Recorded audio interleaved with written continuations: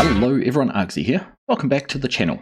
Now, as you probably all know, I started out playing Farming Simulator on consoles, so I was pretty adept at using a controller.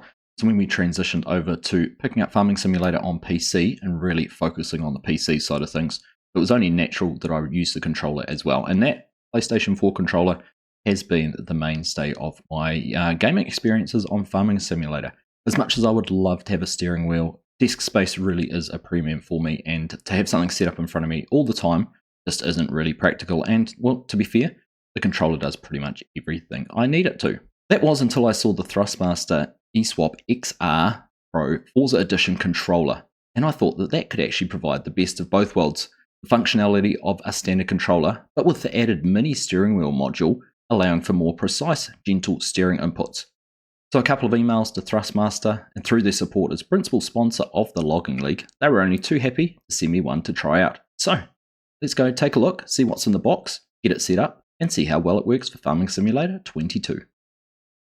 So here it is, the box it comes in, the Thrustmaster Eswap XR Pro controller, the Forza Horizon 5 edition. And what makes this different to the other Eswap controllers that Thrustmaster has released is this little module here, which is the main reason I wanted to check it out. That's a little steering wheel. Comes with the two joystick modules as well and the D-pad, but there's no point looking at it on the outside of the box. We might as well get in and have a look. So just lift this up. We've already taken the tape off. You can see there, focuses. There's some Thrustmaster software that you can install as well for Windows. We'll take a look at that.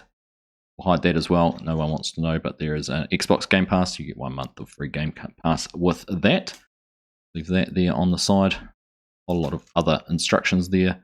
Thrustmaster Eswap Pro X controller, and some other instructions and manuals. So we'll get into looking at that in just a little bit. But there we are. This is it in this box when it's come open. So some nice protection there on that side, as well as this foam protector there, which sits across the two joysticks. It stops those getting damaged. Take this box here out. Have a look inside here. See what this is. I'd say this will be the cable. Now, as far as I know, it is not wireless. It does require a cable. So I have to plug that in and see how that goes. Force our way into there. Let's have a look. Nothing else in the box. So we do have a nice little bag there just to keep your controller protected when you're not using it. It's not a microfiber by the feels of it. It's just a cotton bag, so nothing too fancy with that, but nicely branded, nicely for traveling or anything like that to be able to keep it clean. So we'll put that aside. And then we've got our silica to make sure it stays nice and dry. And then our cable there. So nice looking braided cable. Big plug on one end, and it doesn't use USB-C. It is, can't remember the name for that one, but it's very similar to what the PlayStation controller uses actually. The input, and then you've just got your standard USB-A there on the other end. Now floating around in here, I better not lose this, but I believe this is the little tool that you can use in the middle of the D-pad to be able to pull that one module out, because it doesn't have anything to grab hold of. The other one's obviously with the joysticks you can grab hold of, and then there is a little screw driver on the other end. Not sure again what we might be able to use that for, but we'll get everything pulled out. Have a look. That down to the side. And there's the controller. So we'll pull out the little steering wheel module, because that is the piece de resistance. So just hold that down there. You can see not a huge amount of turn or lock on that. Probably only from there to there. Maybe a little bit more than 90 degrees. Not too much. But I can imagine once it's in the controller, being able to just roll that a certain amount and hold it in a position will be much better than trying to hold a joystick at an angle, is what we have to do at the moment with the PlayStation controller. So put that down to the side, and then let's see how we can get this controller out. There we go. Slide it out pretty easily. And there we are. That is our controller. This is the first time I've looked at it. I did open the box up beforehand, but I haven't actually pulled it out and felt it or anything like that. Now, my wife would be extremely jealous, but we'll just peel these sticky pieces off, protecting the surfaces there. One across the top. Doesn't feel like it. There's a couple more on those ones. We'll get those peeled off as well. And we'll go and take a little bit more of a look at it. Get the box out of the way and start to have a bit of a play. There we go. We've got that all out of the box now. I'm going to have a little bit more of a look around it. A little bit hard with the black background there on my desk to get the contrast and everything working with the camera. But you can see different modules. So it actually works really impressively. I've just pulled one out. They have a little magnet on the back there. See the disc in the middle, and it corresponds with the disc down there in the middle of the controller. And it is very, very It's very forceful. The magnet actually can hear that. See if you can. Quite a definitive click. So the magnets actually have quite a decent amount of strength in there, but they're still very, very easy to pull out. That's very nice. And then with the little screwdriver that we get, that just slides into there. Push down a little bit, turn it 90 degrees, and then you can pull out the D-pad. I've been trying to think, as I knew this was coming, what's going to be the best way to configure this for using it in Farming Simulator with the wheel. Now, at the moment on a controller, I use that for my steering. And this one here is for looking around, and then when using the R1 or L1 buttons or the front bumpers, that's what using this joystick. And this one sometimes is used for manipulating front loaders and things like that. So at the moment, my plan was to get rid of this one. Obviously, the D-pad's also very important for Farming Simulator. There's a lot of controls which are using bumper and pushing across or up and down on the D-pad. So I think we're going to need to keep that as a functional element. Looking further around though, before we get into it, there's a few other buttons I wanted to look at. So across the bottom, and that up, hard to see, very hard to read. We've got a row of buttons across the bottom there. 6 of them. They are labeled as volume, minus, plus, microphone, and there's looks like a user 1, user 2, and then a mapping button in the middle. So possibly you could change between different maps. And then on the back, we've actually got 4 more buttons.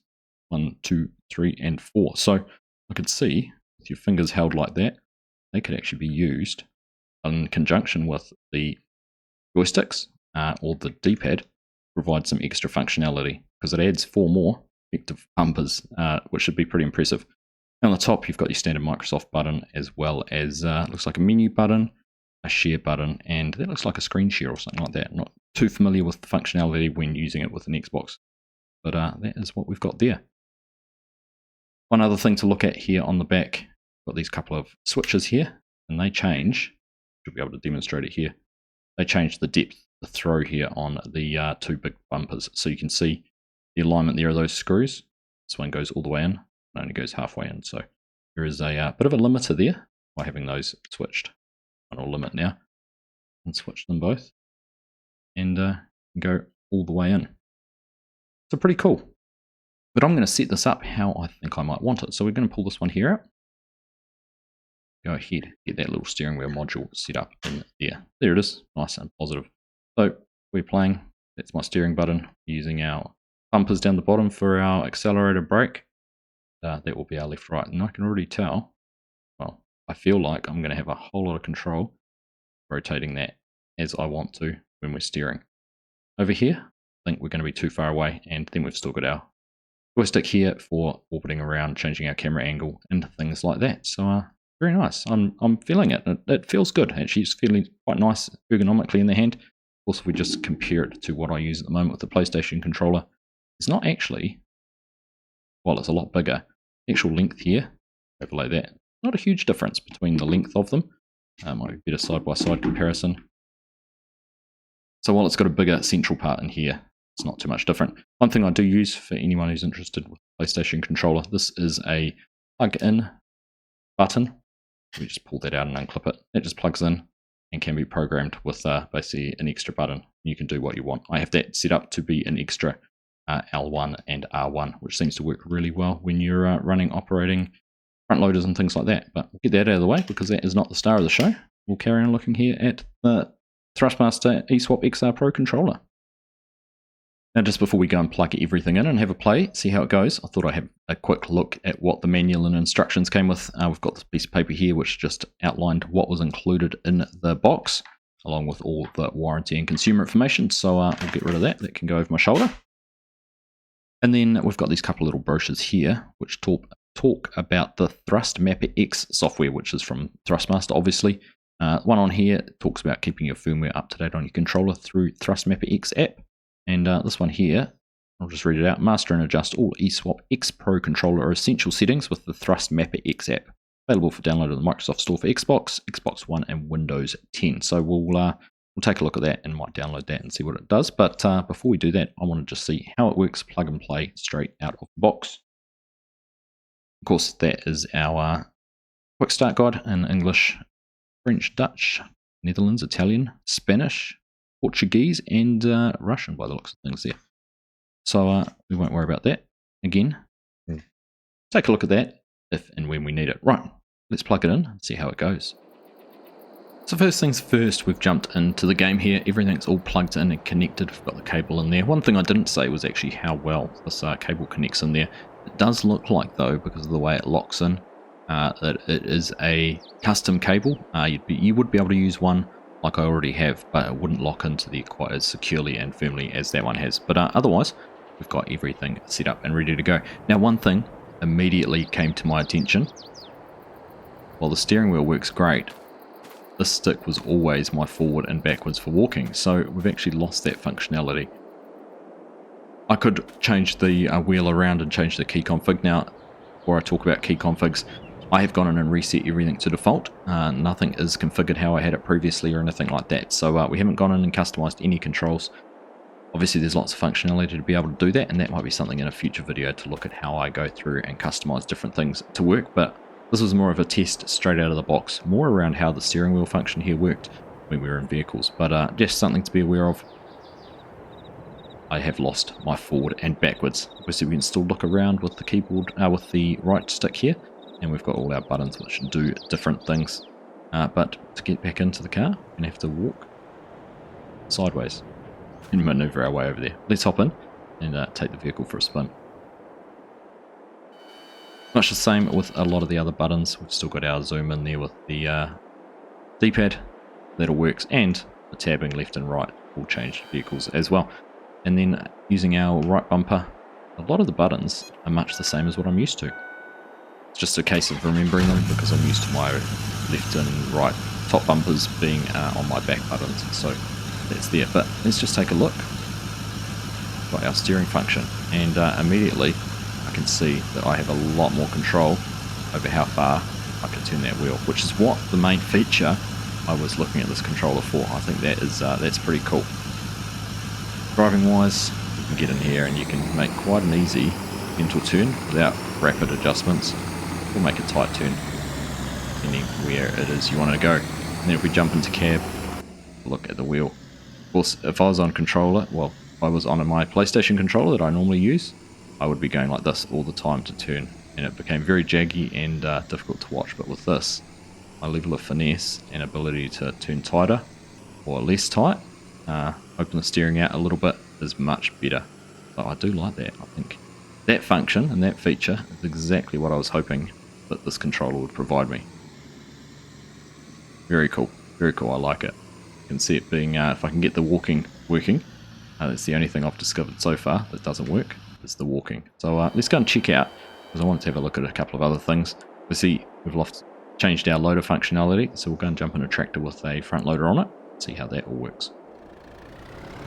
So like I said, we'd take a tractor for a spin. So in the M7 here, it's the front loader on the front, and again, just testing the steering. Lovely being able to be quite precise and accurate with it, not having to flick the stick like I normally would. That's pretty cool. I like that. But we were here to test the front loader, so with our front left stick, that's our L1 bumper, we've got up and down on there and tilt, so we can still do that, and of course we can still be driving and steering at the same time. That, a bit harder to brake, does require an extra finger, but there we go, that is what we can do there. And then on our right bumper, R1, got our option there to open and close the grapple. So we do still have the different degrees of functionality there. There's nothing attached to this up and down because that just started to change our view. But we can do everything that normally do here with that, which is nice. So no lost functionality in a simple front loader that I can see just at this point. So the one piece of equipment I could think we might struggle with having the correct number of inputs here is on something like an excavator. Grab one of the Volvos here with a log grapple on the front. We can still go forward and back, and we can still use the wheel there to turn and change our direction. With the L1 and using the right stick, we can raise and lower the arm, and that turns the table there. We use the right one. We don't seem to have anything connected to left and right there, but we can control that arm there. That one, and with both bumpers at the same time, we still do have the open and close and grapple there. So we actually do pretty much have all the functionality we normally would have. So again, I still don't think we're losing a great deal of anything by not having that there, particularly for something like this piece of equipment. Might take a little bit of getting used to, but like anything, when you make a change, you are going to have to take some time to adjust to it. So I can see this being a good option for someone who can't afford or doesn't have the space for a set of joysticks and a steering wheel and everything like that, as being a pretty good one-stop option for just expanding your gaming experiences just that little bit further. So there we are, Thrustmaster Eswap XR Pro controller, the Forza Horizon Edition with the steering wheel module. Fantastic little addition to the controller. Being able to use a steering wheel and control it with that precision going around corners that we are at the moment is it's next level for a controller. It's not something I'm used to. I'm used to doing things like this, jagging around corners and having a wonky steering wheel that's flicking all the time just to try and be precise. So this is pretty cool. If I can figure out how to get the walking a little bit more functional when you're outside the vehicle and figure out a way to make that work in a natural way, then I think this could be a good replacement for my current controller, and I'm looking forward to playing with it some more and testing it out. I will we'll put some more videos out. We'll have a look if we can get those things working and let you know how we get on with programming some controls and how we get it to work with everything else. See how it goes with combines and some other equipment as well. I can't see it being an issue though. I really can't, particularly with all the buttons and the different programmable buttons. We'll also take a look at the Thrustmaster X software and see if there's some options here which could help us a little bit more. Huge thank you to Thrustmaster for sending this over. I do appreciate the support from you and look forward to the opportunity to work a little bit closer again in the future. As always, I hope you guys have found this enjoyable. Let me know if you think it's something you might want to play with. It might be something you hadn't heard of or might find would be useful for playing Farming Simulator, whether you might go and pick it up. Let us know down in the comments. But anyhow, as always, thank you all very much for watching, and I'll catch you in the next one.